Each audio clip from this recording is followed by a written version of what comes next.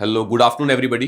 सो जैसे कि PCS mains की आप तैयारी कर रहे होंगे तो उसमें जो पहला डाउट आपका आ रहा था कि जो मेंस के क्वेश्चन में डायरेक्टिव वर्ड्स होते हैं जिनको टेल वर्ड्स भी कहते हैं या कीवर्ड्स कहते हैं, उनका मीनिंग क्या है, उसको हम आज डील करेंगे कि जो कीवर्ड्स है पंजाब पीसीएस के एग्जाम में क्वेश्चन के पीछे लगे होते हैं, जैसे कि डिस्कस, एनालाइज, क्रिटिकली एनालाइज, इन कीवर्ड्स या टेल वर्ड्स के बारे में हम आज डिटेल में डिस्कशन करेंगे। क्योंकि पहली बात तो ये समझ लें, ये वर्ड्स जो है टेल वर्ड्स, कीवर्ड्स या एक और नाम होता है इनका डायरेक्टिव्स, इनका पर्पस आपको डराना नहीं है, but these words help you to set a path जिस पे आपका आंसर जाएगा। क्योंकि भाई डायरेक्टिव्स का मतलब ये है कि जो भी पहले स्टेटमेंट लिखी होती है क्वेश्चन में, मान लो क्वेश्चन है उस पर आपको स्टेटमेंट लिखी हुई है, उसके बाद क्या लिखा है, एक वर्ड डाल दिया जाता है, मान लो डिस्कस या कमेंट या एनालाइज। अब यही वर्ड बताता है कि आपको इस स्टेटमेंट को कैसे आंसर करना है।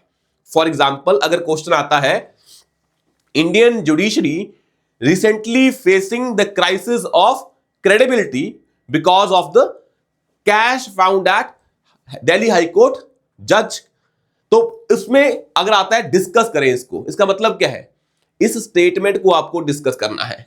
अब डिस्कस कैसे करेंगे, आप ये भी बता सकते हैं इसमें कि ऐसा क्यों है और ऐसा होने के कारण हमें क्या इंपैक्ट पड़ता है और कैसे इसको सही करना है, इसको डिटेल में डिस्कस करेंगे। पर आइडिया क्या है, जो भी स्टेटमेंट लिखी होती है उसको आपके पीछे क्या लिखा होता है, कीवर्ड लगाया होता है। फॉर एग्जाम्पल जैसे एक कीवर्ड है डिस्कस, हम ऐसे करते हैं, हम इन सभी वर्ड्स को, डिस्कस को, कमेंट को, सभी को एक एग्जाम्पल लेते हैं कॉमन और उसके हिसाब से देखते हैं। फॉर एग्जाम्पल अगर क्वेश्चन आता है कि जुडिशियल अकाउंटेबिलिटी क्या है, क्वेश्चनड है, इंडिया में जुडिशियल अकाउंटेबिलिटी इज क्वेश्चनड, ये आ गया। मान लो एक क्वेश्चन है जिसका स्टेटमेंट है, पर उसका कोर आइडिया क्या है कि in India judicial accountability has been questioned in recent times, discuss. अब इसका मतलब क्या है, आपको ये बताना है कि जुडिशियल अकाउंटेबिलिटी क्वेश्चनड है या नहीं है तो क्यों है, नहीं है तो किन पैरामीटर्स पे है, अगर है तो कैसे इसको सही करना है। तो डिस्कस में मतलब क्या होता है, आपको टॉपिक को 360 डिग्री एंगल से पूरा देखना है। तो जब डिस्कस की बात हो रही है तो then you have to use 360 degree approach कि उस क्वेश्चन को तुम हर डायमेंशन में देख पाओ। भाई डिस्कस का मतलब क्या होता है, it is like a debate, और डिबेट में डिफरेंट लोग होते हैं, उनके डिफरेंट व्यू पॉइंट्स होते हैं, बट इस क्वेश्चन में तो आप ही आंसर कर रहे हो। देन हियर आपका क्या है, डिबेट अपने साथ है, अपने आइडियाज के साथ है। तो डिस्कशन में आप आइडियाज लेके आते हो, जो टॉपिक है उसको मल्टी डायमेंशनली सोचते हो। और एक चीज मुझे ये बताओ, अगर पंजाब पीसीएस का एग्जाम है, कोई भी क्वेश्चन आ रहा है, आपको सोचना तो मल्टी डायमेंशनली है। तो डिस्कस बड़ा कॉमन कीवर्ड है क्वेश्चंस में। आप देखेंगे पीसीएस मेंस में सबसे ज्यादा जो डायरेक्टिव यूज होता है वो कौन सा होता है, डिस्कस। इसका मतलब क्या होता है, इस क्वेश्चन को हर डायमेंशन से देखो। तो जब भी डिस्कस आए दिमाग में रखना डिबेट, डिबेट मतलब all the view points, pro cons, favour में, अगेंस्ट, हर चीज डिस्कस करनी है। अगर मान लो फेवर अगेंस्ट है भी नहीं, then you have to go into the nitty gritty of that topic. अगर क्वेश्चन आता है discuss the role of speaker in the functioning of parliament, then you will discuss the role of speaker in the functioning of parliament। कैसे कि speaker क्या क्या किस area में काम करता है, कितना सही काम करता है और कितना उसमें इश्यूज है और कैसे उस इश्यूज को डील करें। अब क्वेश्चन आता है कि जब भी पीपीएससी में क्वेश्चन आएगा, as because you are getting selected as a civil servant, you can never end your question by telling the problems, you have to mention the solutions. तो आपको एक चीज समझ में आई कि पीपीएससी का कोई भी क्वेश्चन हो, आपको वे फॉरवर्ड देना ही देना है। तो जो हम डायरेक्टिव्स पढ़ेंगे, इनमें एक चीज ध्यान में रखनी है, ये डायरेक्टिव्स एकेडमिक है, पर अगर यही डायरेक्टिव्स हम पीपीएससी एग्जाम में कर रहे हैं, डाले हुए हैं, तो पंजाब सिविल सर्विसेज एग्जाम की अलग डिमांड है, मतलब सिविल सर्विसेज की अलग डिमांड है, तो उसमें आपको सोल्यूशन तो मेंशन करना ही करना है। तो एक चीज समझ में आई पहले हमें कि डायरेक्टिव्स कोई भी हो, हमें हमारा आंसर मल्टी डिमेंशनल होना ही चाहिए, हमारा आंसर में प्रॉब्लम्स के साथ सॉल्यूशन मेंशन होनी ही चाहिए। वो बात अलग है कि सॉल्यूशन के लिए स्पेस कम होगी, but yes there will be an element of way forward और solution, because as a civil servant आप प्रॉब्लम पे चीजें खत्म नहीं कर सकते, you have to provide the solution. तो हमें एक चीज समझ में आ गई पहले कि कोई भी कीवर्ड हो उसमें क्या चीज इंपॉर्टेंट है, you have to think the topic in 360 degree. 360 मतलब हर डायमेंशन से आपको सोचना है, and you will always be, आपको क्या प्रोवाइड करना है, वे फॉरवर्ड, या इसको और बोल देते हैं you have to provide solutions, and you will be optimistic in that. ये नहीं बोलना है कि कुछ नहीं हो पाएगा, क्राइम्स अगेंस्ट वुमेन है, इसका कोई सोल्यूशन नहीं है, क्रिमिनलाइजेशन ऑफ पॉलिटिक्स है, कोई सोल्यूशन नहीं है, but you have to be optimistic in your answers, because civil servant का जो रोल है, it's the role of a civil servant is to bring change, and change comes when you have a optimistic attitude in life। तो वो यहां पे भी reflect होना चाहिए। तो दो चीजें क्लियर हो गई। अब हम एक एक करके डायरेक्टिव समझते हैं। Now first directive is discuss. अब डिस्कस में मैंने आपको बता दिया, it is like a debate, it is like a debate. और डिबेट मतलब you have to take into account all the arguments. तो आपको सारे आर्गुमेंट्स अकाउंट में लेने हैं, चाहे वो फेवर में हो चाहे वो अगेंस्ट हो। अब मैं इसमें एक चीज बता देता हूं आपको कि आर्गुमेंट्स कैसे इंक्लूड करने हैं। फॉर एग्जांपल एक क्वेश्चन आया, discuss the role of speaker in the functioning of parliament, या ये लिख लें कि functioning of parliament is prerequisite for the existence of democracy, full stop, discuss. कुछ भी आया तो जब भी एक स्टेटमेंट लिखी होती है आपकी पेपर में, उसके पीछे कीवर्ड लिखा होता है, आपको इस स्टेटमेंट को सत्या मान के प्रूव नहीं करना है। That statement is an idea of a person who is setting the question. That person is telling you कि मैं ये मानता हूं, इसको तुम डिस्कस करो। तो अगर आप उसको सत्य मानते हो तो उसके फेवर में लिखो, नहीं मानते हो तो नहीं लिखो। अगर जितना मानते हो, जिस कंटेक्स्ट में मानते हो वो लिखो। That becomes a very analytical answer. ये पंजाब सिविल सर्विसेज में चाहे यूपीएससी में आंसर शुड बी एनालिटिकल। आपको सोशल साइंस में आंसर को प्रूव नहीं करना है स्टेटमेंट को, जो साइंस के स्टूडेंट करते हैं। आपको इस स्टेटमेंट को एनालिसिस करना है कि कितनी सही है, कितने हद तक है, क्यों बोली गई है, कैसे, अगर है तो कैसे चेंज करें। तो डिस्कस में डिबेट एंड 360 डिग्री आपको आर्गुमेंट्स लेने हैं। इसमें कुछ भी हो सकता है, प्रो में होगा, आपका अगेंस्ट होगा, सब कुछ करना है। अगर नहीं है प्रो अगेंस्ट तो क्या है, मान लो क्वेश्चन आता है, discuss the role of nano technology in improving agriculture in India. अब ये अगेंस्ट तो कुछ नहीं है ना इसके। Discuss the role of nano technology in improving the agriculture in India. तो यू विल मेंशन कि भाई हर डायमेंशन में जाओगे आप, कि एग्रीकल्चर की जो भी डायमेंशन है, चाहे वो फर्टिलाइजर हो, चाहे वो अपना क्या हो, क्रॉप का प्रोडक्शन हो, तो कहां कहां पे नैनो टेक्नोलॉजी का यूज हो सकता है, कि कहां जीएम क्रॉप्स बनाने में, फर्टिलाइजर नैनो यूरिया बनाने में। तो you will mention all the dimensions. तो वहां पे डिस्कस का मतलब क्या है कि आपको नैनो टेक्नोलॉजी की हर डायमेंशन में जाके एग्रीकल्चर से लिंक करना है। और अगर आपको लगता है कि discuss the role of nano technology in improving the agriculture in India, you can also mention कि कर सकती है ये role, but role is very difficult because nano technology is very costly and Indian farmers are mostly small and marginal farmers. तो आपने पहले लिखा हाँ ऐसे कर सकती है, एंड में लिखा this role is limited because of certain conditions and these conditions are those and how to improve those conditions. आया समझ में कि डिस्कस को आपको लिटरली नहीं लेना है। मैं दोबारा फोकस कर देता हूं, यही क्रक्स है कीवर्ड्स का, कि जो भी स्टेटमेंट है उसको ट्रुथ नहीं मानना है, सत्य नहीं मानना है। You have to apply your mind on that statement. और डिस्कस करोगे तो क्वेश्चन जो दिया हुआ है, मतलब जो लाइन दी हुई है आपको, उस लाइन पे क्वेश्चन करना है, then you will be able to discuss. जब डिबेट होती है तो क्या होता है, हर इंसान उस स्टेटमेंट पे अपना आइडियाज देता है, उस स्टेटमेंट को कंटेक्चुअलाइज करता है, लिटरली नहीं लेता है। सोशल साइंस में कोई भी स्टेटमेंट लिटरली नहीं लेनी चाहिए। हर स्टेटमेंट किसी कंटेक्स्ट में बोली है, by adding if and but you can change that statement and this is allowed because the word is mentioned here is discuss। तो पहला हो गया हमारा वर्ड डिस्कस। इसको मैं और भी दिखा देता हूं आपको, ताकि आपको और आइडिया हो जाए। जैसे ये है हमारे पास, ये पीडीएफ आपको मिल जाएगी। जैसे पहला वर्ड क्या आता है इसमें, डिस्कस वाला। अब इसमें देखें डिस्कस का मतलब क्या है, इसी में देख लें, इसमें पीडीएफ में ही डिस्कस का मतलब क्या है। यहां पे जो लिखा हुआ है इसको देखें, write in detail about a topic by covering all the relevant aspects and dimensions। इसका मतलब क्या है, आसान भाषा में 360 degree view of the topic. If the issue has multiple view points they must be included. मतलब डिस्कस में अगर आपका आंसर मल्टी डायमेंशनल है it means you are addressing the demand of the question. एक साइड शो नहीं करनी है, एक डायमेंशन शो नहीं करनी है। जितनी ज्यादा डायमेंशंस ले पाओगे आंसर क्या होगा, उतना अच्छा होगा, मार्क्स उतने अच्छे होंगे। तभी बोलते हैं कि पंजाब सिविल सर्विसेज में अगर मार्क्स लेने हैं तो ज्यादा पॉइंट्स होने चाहिए, but these points should be in a multi dimensional format. आया समझ में? जैसे फॉर एग्जांपल, अगर आपको डिस्कस वाला वर्ड आया है तो ट्राई टू यूज सब हेडिंग्स। टॉपर्स की कॉपी देखोगे पीसीएस की या यूपीएससी की, तो दोनों में सेम आंसर्स हैं, तो यू हैव टू यूज सब हेडिंग्स टू शो कि मैंने डिस्कस इन डायमेंशंस में किया है, और वो बहुत अच्छी चीज है। और यहां पे आपको मेन बॉडी में डिफरेंट डायमेंशन शो करनी है। एग्जांपल है discuss the impact of climate change on Indian agriculture. तो यहां पे आपको क्लाइमेट चेंज का एग्रीकल्चर पे डिफरेंट डायमेंशंस दिखानी है।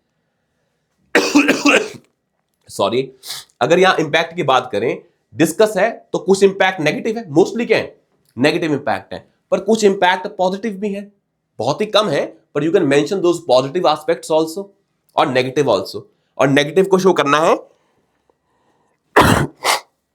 In all the dimensions. आया समझ में? अब नेक्स्ट वर्ड है अब हमारा क्रिटिकली एग्जामिन। पर इससे पहले हम एक वर्ड देखते हैं आगे जाके जो डिस्कस के साथ ही एसोसिएटेड है, वो है the word is comment word है।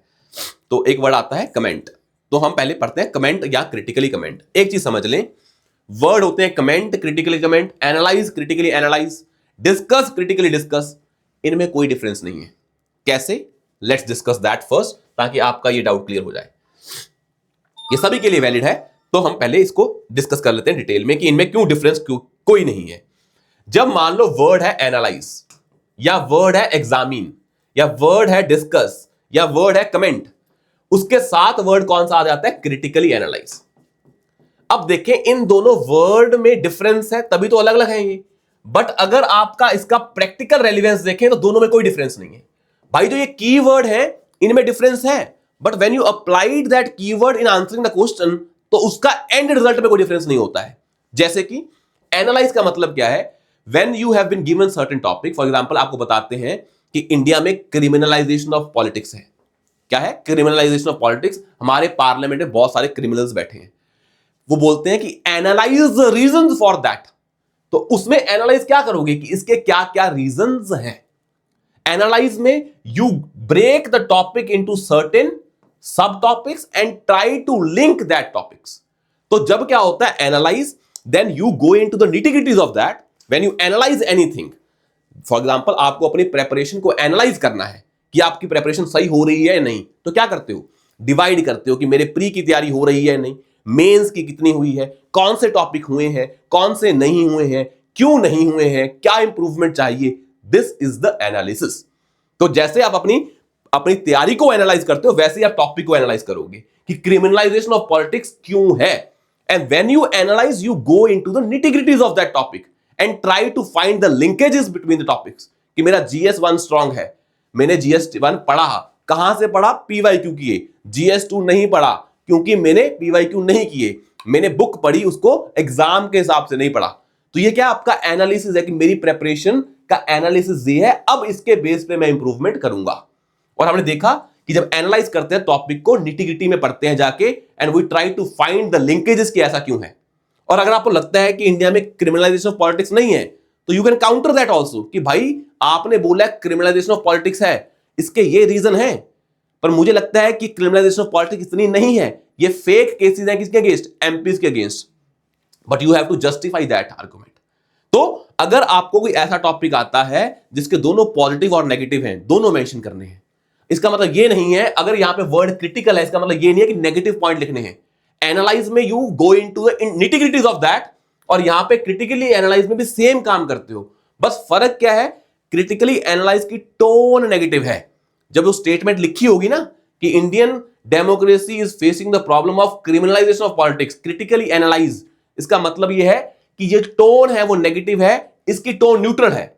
पर अगर आप एनालाइज करोगे या क्रिटिकली एनालाइज करोगे, तो हमें टोन से क्या लेना, हमें तो दोनों एस्पेक्ट ही लिखने हैं।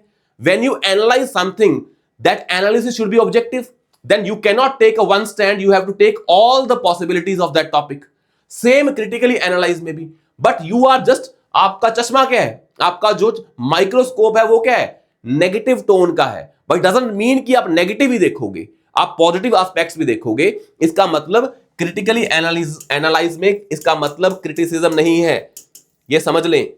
क्या है, बस उस टॉपिक को थोड़ा, अब होता है ना किसी चीज को थोड़ा नेगेटिव सेंस में देखना, कि भाई थोड़ा क्रिटिकली होके देखना, तो बस क्रिटिकली एनालाइज में किसी चीज को क्रिटिकली होके देखना है। मतलब आपका पहला आर्गुमेंट क्या है कि ये चीज गलत है, एनालाइज वर्ड क्या न्यूट्रल है, पर आंसर में यहां भी पॉजिटिव आएंगे, यहां भी पॉजिटिव आएंगे, नेगेटिव आएंगे, यहां पे भी पॉजिटिव और यहां पे भी नेगेटिव। तो एनालाइज और क्रिटिकली एनालाइज में आपके लिए कोई डिफरेंस नहीं है, कमेंट और क्रिटिकली कमेंट में कोई डिफरेंस नहीं है, डिस्कस और क्रिटिकली डिस्कस में कोई फर्क नहीं है। क्यों, आपको बता दिया है। अब जो हमारा नेक्स्ट वर्ड आया था वो आया था कमेंट। अब जब हम कमेंट की बात कर रहे हैं तो कमेंट का मतलब क्या होता है हिंदी में, टिप्पणी। भाई आप भी तो कमेंट करते हैं ना, आपने किसी इंसान को देखा, उस पर कमेंट कर दिया, मतलब टिप्पणी की, बट दैट टिप्पणी इज योर पर्सनल आर्गुमेंट। आपने अपने विचार के, अपने परसेप्शन के हिसाब से बताया। बट एक चीज समझें, जब हम एग्जाम में आंसर कर रहे होते हैं, कौन से आइडियाज आपके खुद के होते हैं? सारे आइडियाज आपने सभी से एक्वायर ही किए ना। तो डिस्कस में आप आइडियाज लिखते हैं जो आपने हर जगह से पढ़े हैं, और कमेंट में भी आप आइडिया लिखेंगे जो आपने हर जगह से पढ़े हैं। आपका कोई आइडिया, पर्सनल आइडिया तो नहीं है। बस कमेंट में एक चीज है, आप जब आंसर लिखते हैं उसमें आपका ओपिनियन दिखना चाहिए एज अ फर्स्ट पर्सन। तो कमेंट में बस एक डिफरेंस है डिस्कस से, कि you have to mention the opinion of yours. जल्दी जो कमेंट आता है वो उन टॉपिक्स पे आता है, जो क्वेश्चन आएगा उन्हीं पे कमेंट लिखा होगा जो क्वेश्चन डिबेटेबल होते हैं। For example, anti defection law होना चाहिए कि नहीं, comment, they want to know your idea on that. But तुम्हारे आइडिया क्या है जो आपने पढ़े हैं, बट लास्ट में आपको इस पे अपना कंक्लूजन लिखना पड़ेगा। बट इन जनरल जब डिस्कस भी करते हो तब भी ओपिनियन लिखना ही होता है। तो डिस्कस और कमेंट में कोई फर्क नहीं है, बिल्कुल सेम है, if you come to the practicality of those keywords. मैंने आपको बता दिया कि टेक्निकल डिफरेंस क्या है और एग्जाम के हिसाब से क्या डिफरेंस है, यह समझना है। एंड में हमें एग्जाम देना है, हम इन वर्ड्स के बेसिस पे नहीं पढ़ेंगे। और दूसरी बात, जो ये कीवर्ड लिखे होते हैं, जो ये स्टेटमेंट बनती है क्वेश्चन की, उसके हिसाब से कीवर्ड होते हैं। फॉर एग्जाम्पल, अगर आपको किसी चीज के रीजन समझने हैं तो वहां वर्ड क्या आ जाएगा, एग्जामिन। वहां वर्ड क्या आ जाएगा, एनालाइज। फॉर एग्जाम्पल, अगर एक क्वेश्चन है, प्रॉब्लम है इंडिया यूएस रिलेशन में, तो हमें पूछा है कि इंडिया यूएस रिलेशन में क्या इश्यूज हैं, तो बोले जाएंगे क्या करो, उन इश्यूज को डिस्कस करो, या उन इश्यू को एनालाइज करो, या उन इश्यूज को एग्जामिन करो। आंसर क्या होगा, बिल्कुल सेम। डिस्कशन में इश्यूज बताए जाएंगे, ये इश्यूज हैं। एनालाइज में आप उनको तोड़ के इश्यू को बता रहे हो, तो तीनों का आंसर क्या होगा, सेम। तो ये समझ लो कि कीवर्ड चेंज करने से आंसर हमेशा चेंज नहीं होता है, बहुत ही कम बार चेंज होता है। फॉर एग्जाम्पल, अगर एक क्वेश्चन आता है जो हम आगे डिस्कस करेंगे, explain the phenomena of earthquake, मतलब आपको उसमें अर्थक्वेक की जो पूरी की पूरी थ्योरी है वो बतानी है, विद एग्जाम्पल, डायग्राम्स जो करनी है आपको।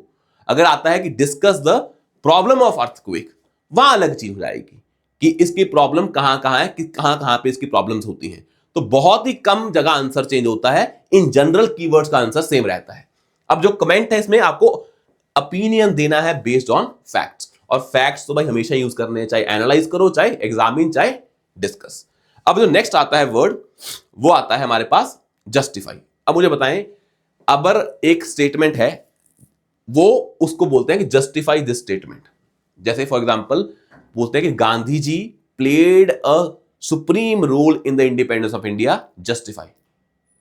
तो आपको एविडेंस देके ये प्रूव करना पड़ेगा कि गांधी जी ने क्या क्या किया जिससे इंडिया को इंडिपेंडेंस मिली। जस्टिफाई सिंपली मींस क्या आप उसके पीछे लॉजिक है जो आपने आर्गुमेंट स्टैंड लिया है। अभी क्वेश्चन आता है टू व्हाट एक्सटेंट। अब कई बार क्या होता है, किसी टॉपिक पे डिबेट होती है तो आगे डाल देते हैं to what extent judiciary can be made responsible for the lack of rule of law in India, कि जुडिशरी को कितनी हद तक हम रिस्पॉन्सिबल मान सकते हैं for the lack of rule of law in India. तो आप बोलोगे हां, इन एरिया में they are responsible, but other people are also responsible, for example executive, legislature and citizen, उनके कारण भी डेमोक्रेसी में, इंडिया में रूल ऑफ लॉ नहीं है। तो टू व्हाट एक्सटेंट मतलब कितनी डिग्री तक आप ये मानते हो। तो आप बोलोगे हां, इतनी डिग्री तक मानता हूं, बाकी मैं नहीं मानता, बाकी और एक्टर्स भी रिस्पॉन्सिबल हैं। तो वो कहा जाता है टू व्हाट एक्सटेंट।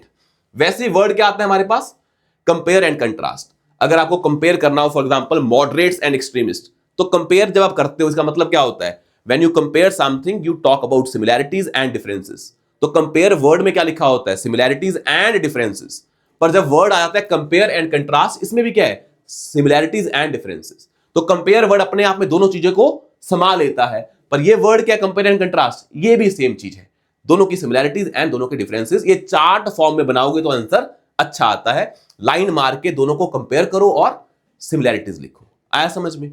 उसके बाद जो टॉपिक है वो है हमारा, जो टॉपिक तो क्या है, जो हमारा वर्ड है वो है एल्यूसिडेट एंड एक्सप्लेन। ये आपको बताया था, ये थोड़े अलग हैं। एक्सप्लेन का मतलब होता है कोई टॉपिक है उसको आपको बड़ी सरल भाषा में कंसेप्चुअल तरीके से समझाना है। एल्यूसिडेट होता है जो चीज बड़ी कंप्लेक्स है उसको समझाना है। भाई बहुत सारी चीजें हैं, कंसेप्ट्स हैं जो बड़े कंप्लेक्स होते हैं, उनको समझाने के लिए वर्ड होते हैं एक्सप्लेन और elucidate. For example, elucidate the concept of judicial activism with suitable example. अभी आइडिया है जुडिशियल एक्टिविज्म का, इसको एक्सप्लेन करना है। और आपको पता है कि एक्सप्लेन चीज तभी होती है when you add examples and when you try to break down the complex topic into simpler parts. तो एक्सप्लेन और एल्यूसिडेट सेम मतलब है। एक्सप्लेन में और एल्यूसिडेट में फर्क यह है, एल्यूसिडेट में सिंप्लीफाई करना होता है, but when you explain something you also simplify. तो चाहे एक्सप्लेन आए चाहे एल्यूसिडेट आए, you have to answer the question in the same manner. उसके बाद वर्ड आता है, जो एल्यूसिडेट के बाद आता है इवैल्यूएट। भाई जब इवैल्यूएट, इसका मतलब क्या है, अगर आपकी प्रेपरेशन को इवैल्यूएट करना हो, इसका मतलब क्या है, आपके आंसर को एग्जामिनर इवैल्यूएट करता है। इसका मतलब क्या है, वो चेक करता है कि ये कितना सही है और कितना गलत है। मतलब यहां पे जजमेंट दी जाती है किसी चीज को लेके। तो अगर आपको एक स्टेटमेंट मिल जाए इवैल्यूएट में, for example, evaluate the performance of goods and services tax since it's implementation. तो आपने देखा कि जीएसटी के आने के बाद क्या अच्छी चीजें हुई हैं और क्या उसमें इश्यूज हैं। तो जब तुम इवैल्यूएट करते हो तो you mention about the positive aspects and negative aspects, और उसके बेसिस पे आप बताते हो रिकमेंडेशन की आगे कैसे इंप्रूवमेंट करनी चाहिए। That is elucidate, that is evaluate, ये वर्ड है इवैल्यूएट। उसके बाद आता है वही एनालाइज, हमने आपको पहले बता दिया है। और उसके बाद जो मेन वर्ड है वो है एग्जामिन चाहे क्रिटिकल एग्जामिन। अब एग्जामिन का मतलब क्या होता है, when you go to a doctor, वो एग्जामिन करता है आपको कि भाई आप बीमार हैं तो क्या आप में बीमार हैं, कहां से हैं, कितने हैं, क्या करना चाहिए। तो एग्जामिन में एक चीज अच्छी है कि एग्जामिन में you have to mention the solution. When you doctor examine you, he also या she also mentions about the path कि आपका ट्रीटमेंट कैसे होगा। तो एग्जामिन में यू फाइंड आउट कि ये ऐसा है या नहीं है, तो क्यों है, अगर क्यों है तो कैसे इसको इंप्रूव करें। तो जब एग्जामिन वर्ड आए तो दिमाग में रखना, it is like examining the, मतलब डॉक्टर पेशेंट को एग्जामिन कर रहा है, तो you have to answer the question in that sense. तो वही जो कीवर्ड्स हैं हमारे, ये चाहे वो डिस्कस हो, चाहे वो एनालाइज हो, चाहे वो एग्जामिन हो, इनमें मेन डिफरेंस क्या है कि आपको टॉपिक को 360 डिग्री से देखना है, हर डायमेंशन में देखना है, और उसको देखने के बाद आपको सॉल्यूशन देना है। इन वर्ड्स के अपने अपने मायने हैं, पर एग्जाम में इनके मायने बहुत कम हो जाते हैं, बिकॉज जो एग्जाम की डिमांड है वो इन कीवर्ड्स के जो मैन्यूट डिफरेंसेस हैं उसको खत्म कर देती है। तो if you try to do that, you will find in last कि भाई आपको पता लगेगा इन कीवर्ड्स को देख के मेरे आंसर निकाल पाऊंगा, but core idea will remain same. तो चाहे डिस्कस आए चाहे कमेंट आए, आंसर विल बी सेम। बस एक चीज याद रखनी है कि जो स्टेटमेंट आपको दी होती है, जो स्टेटमेंट आपको दी होती है, उस स्टेटमेंट को आपको ट्रुथ नहीं मानना है। You have to question that statement and contextualise that statement. एक होता है हमारा दो तरह की इंटरप्रिटेशन होती है, एक होती है टेक्सचुअल इंटरप्रिटेशन, एक होती है कंटेक्चुअल इंटरप्रिटेशन। अगर कोई स्टेटमेंट लिखी है वो किसी कंटेक्स्ट में बोली गई होगी, अगर आप उसको टेक्सचुअली पढ़ेंगे और आंसर करेंगे, that answer will be very very literal answer, and उसमें आपका माइंड और एनालिसिस नहीं लगा है। And when you try to add context to that statement, then the statement becomes more meaningful and more analytical in nature. For example, इसको डिस्कस करते हैं एग्जाम्पल के थ्रू। जैसे मान लो कि आपको एक क्वेश्चन आया, जो हमने आपको बताया यहां पे कि क्वेश्चन आया कि कॉन्स्टिट्यूशनली गारंटेड, इससे हम सारे चीजें डिस्कस कर लेंगे। Constitutionally guaranteed judicial independence, judicial independence is prerequisite for democracy, ये स्टेटमेंट दे दी। अब इसके पीछे हम कीवर्ड लगाएंगे अपने हिसाब से, पर स्टेटमेंट का मतलब क्या है? Constitutionally guaranteed judicial independence is prerequisite for democracy. मतलब संविधान द्वारा गारंटेड जुडिशियल इंडिपेंडेंस जरूरी है, उसके बिना डेमोक्रेसी नहीं आ सकती। अब मान लो इसके पीछे मैं कोई भी कीवर्ड लगा दूं, मान लो मैंने लगा दिया डिस्कस, मान लो मैंने लगा दिया कमेंट, मान लो मैंने क्या लगा दिया? एग्जामिन, मान लो मैंने क्या लगा दिया? यही एनालाइज, या मैंने इन सभी के पीछे क्या लगा दिया? Critically discuss, critically comment, critically examine, critically analyse. यहां क्या लगा दिया मैंने? एल्यूसिडेट। यहां मैंने क्या लगा दिया? एक्सप्लेन। यहां मैंने क्या लगा दिया? इलेबोरेट। यहां मैंने क्या लगा दिया? जस्टिफाई। यहां मैंने क्या लगा दिया? To what extent. सारे लगा दिए मैंने, हम सभी को लगा के देखेंगे आंसर में क्या डिफरेंस आएगा। टू व्हाट एक्सटेंट, मान लो ये कीवर्ड है हमारे। अब हम डिस्कस करते हैं भाई, अगर मान लो वर्ड क्या है हमारा? डिस्कस, तो डिस्कस में क्या है? Constitutionally guaranteed judicial independence is prerequisite for democracy. Discuss, वो बोल रहा है कि ये स्टेटमेंट मैंने आपको दी है, आप इसको डिस्कस करो। मतलब आप इसको किसी भी डायमेंशन में देख सकते हो। पहली बात ये बोलो कि आप ये मानते हो कि कॉन्स्टिट्यूशनली गारंटेड जुडिशियल इंडिपेंडेंस जरूरी है, उसके बिना नहीं पॉसिबल है। हां या ना? हां तो क्यों हां, ना तो क्यों ना? तुम्हें क्या लगता है कि क्या होना चाहिए? When you discuss something, you discuss this thing from all the dimensions. फिर आपको इस स्टेटमेंट को सत्या नहीं मानना है। डिस्कस आपको इतनी अपॉर्चुनिटी देता है कि आप स्टेटमेंट को सही भी मान सकते हैं, गलत भी मान सकते हैं, कुछ हद तक सही मान सकते हैं, कुछ हद तक गलत मान सकते हैं। Same idea is with comment. आपको टिप्पणी करनी है, कमेंट करना है, तो यू कैन कमेंट कि भाई मैं तो ये नहीं मानता, ब्रिटेन में कॉन्स्टिट्यूशनली गारंटेड जुडिशियल इंडिपेंडेंस नहीं है, वहां पे भी क्या है? डेमोक्रेसी है। पाकिस्तान में कॉन्स्टिट्यूशनली गारंटेड जुडिशियल इंडिपेंडेंस है, वहां पे डेमोक्रेसी नहीं है। तो कहने का मतलब इसका कोई लेना देना नहीं है डेमोक्रेसी से। हाँ, एक रोल प्ले कर सकता है, प्री रेक्विजिट की जरूरत नहीं है। प्री रेक्विजिट का मतलब होता है कि इसके बिना पॉसिबल ही नहीं है, इसके बिना पॉसिबल है, मतलब ये जरूरी हो सकती है पर प्री रेक्विजिट नहीं है। It mean it is important but not necessary for democracy. तो कहने का मतलब क्या है?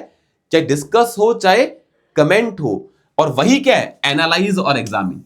जब आप इसको एनालाइज करोगे तो पाओगे कि कुछ हद तक सही स्टेटमेंट है, कुछ हद तक गलत है। हद तक कहां सही है? कि constitutionally guaranteed judicial independence is important but not prerequisite. तो आपने इसको क्या कर दिया? कंटेक्चुअलाइज कर दिया। तो आपको स्टेटमेंट पे, क्वेश्चन पे भी क्वेश्चन क्रिएट करना होता है when the words are analyse, examine, discuss and comment. When you are examining this, you are finding the evidence for this, favor and against, and the reasons and logics for that. But अगर मान लो question क्या है? To what extent? इसका मतलब क्या है? To what extent? वही discuss, कितना सही है कितना गलत है। जस्टिफाई मतलब इस स्टेटमेंट को जस्टिफाई करो, तो you have to provide logics for that statement. यहां पे आपको अगेंस्ट नहीं जाना है। आपको स्टेटमेंट दे दी, उन्होंने बोला इसको जस्टिफाई करो, तो आपने करके दिखा दिया। इस हद तक क्या है? जस्टिफाइड है। उसके बाद क्या है हमारा? यही एक्सप्लेन, एलुसिडेट एंड इलेबोरेट। अब इस स्टेटमेंट को अगर पूछा एक्सप्लेन करो, इलेबोरेट करो, इल्यूसिडेट करो, फिर आपको काउंटर आर्गुमेंट्स नहीं देने। When you are explaining this thing then you have to take this statement as at face value. आपको इस स्टेटमेंट को फेस वैल्यू पे लेना है। बस आपको इसको सिंपली भाषा में एक्सप्लेन करना है कि जिसने ये बोला है उसने क्यों बोला है, उसके क्या लॉजिक है। आपने उसको सिंप्लीफाई करके, इलेबोरेट करके, इल्यूसिडेट करके, एक्सप्लेन करके समझा दिया। आपको काउंटर आर्गुमेंट देने की जरूरत नहीं है। काउंटर आर्गुमेंट तभी दिए जाते हैं जब आपको बोला जाए कि आप इस पे टिप्पणी करिए, आप इस पे डिस्कशन करिए, आप इसको एनालाइज करिए, आप इसको एग्जामिन करिए कि आपको क्या लगता है। यहां पे आपको क्या लगता है वो नहीं पूछा है, इसमें क्या पूछा है? बस इसको समझा दीजिए, जो भी ये स्टेटमेंट बोली है आपको इस पे क्वेश्चन नहीं करना है।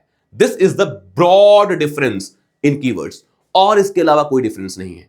मैंने आपको समझाया है प्रैक्टिकल यूटिलिटी के हिसाब से। आई होप आपको ये समझ में आ गया होगा।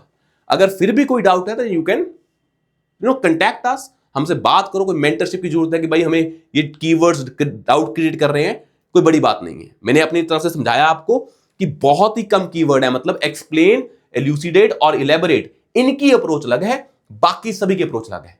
अगर यहां पे होता क्रिटिकली डिस्कस, इसका मतलब क्या है, मैं इसको थोड़ा सा नेगेटिव सेंस में देख रहा हूं कि जो बोला गया है इसमें नेगेटिव सेंस रखनी है। पर जब एनालाइज करोगे तो दोनों एस्पेक्ट देखने पड़ेंगे, चाहे एनालाइज हो चाहे क्रिटिकली एनालाइज, चीजें दोनों तरफ से ही देखनी है। बस एक में न्यूट्रल वर्ड है एनालाइज, एक में थोड़ा नेगेटिव टोन वाला है, पर उसको भी एनालाइज करना है तो वहां पर भी पॉजिटिव टोन बढ़ानी पड़ेगी। अगर आप क्रिटिकली एनालाइज कर रहे हो तो तुम नेगेटिव ज्यादा लिख सकते हो, एनालाइज कर रहे हो तो पॉजिटिव ज्यादा लिख सकते हो, पर हमारा आंसर क्या होता है, हमेशा बैलेंस ही होता है।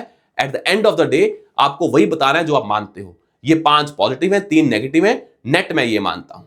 तो आपकी अप्रोच क्या होगी, बड़ी मैकेनिकल होगी। पेपर में आपको इतना टाइम नहीं है कि बैठ के देखोगे क्या है एनालाइज, क्या है डिस्कशन। ये आप घर पे प्रैक्टिस करते रहोगे और आपको आइडिया हो जाएगा कि मेरे को समझ में आ गया कि इन वर्ड्स का मतलब क्या है। आया समझ में? तो don't worry about those keywords, आपको समझा दिया। इसको वीडियो एक दो बार और देखें और जो एग्जांपल हमने डिस्कस किया इसको कॉपी पे लिखें और सारे कीवर्ड इस पे लगा के देखें। अगर इस पे लगा लेंगे काम हो गया खत्म। ठीक है, फिर मिलते हैं हम नेक्स्ट क्लास में। Thank you so much.